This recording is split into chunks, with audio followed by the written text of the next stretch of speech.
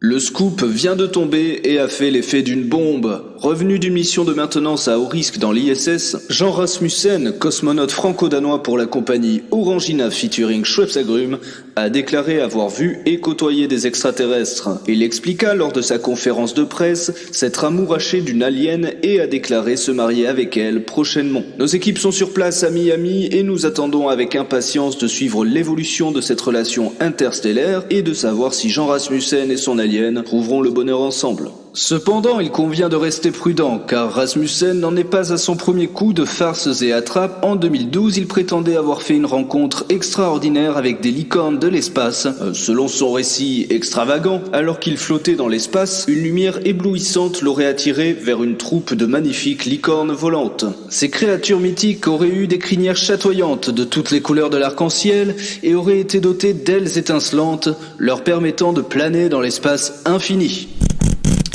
Jean Rasmussen a déclaré avoir eu une conversation télépathique avec les licornes, au cours de laquelle ils auraient partagé des secrets de l'univers et des prophéties énigmatiques. Il a également prétendu avoir été béni par leurs cornes magiques, ce qui lui aurait donné une connaissance inédite des voyages spatiaux. Cependant, de nombreux experts spatiaux et astronautes ont rapidement exprimé leur scepticisme face à cette histoire fantastique. Ils ont souligné que les licornes, en tant que créatures légendaires, n'avaient aucune base scientifique ou astronautique dans l'espace. De plus, la télépathie et les bénédictions de cornes magiques sont des éléments plus propres aux contes de fées qu'à la réalité. Il est vite apparu évident que Jean Rasmussen avait probablement inventé cette histoire pour attirer l'attention des médias et du public. L'idée de rencontrer des licornes de l'espace est si extravagante et sensationnelle qu'elle a fait le buzz instantanément. Malheureusement, cela a également entaché sa crédibilité en tant que cosmonaute sérieux et scientifique. Malgré le démenti des experts et les preuves du canular,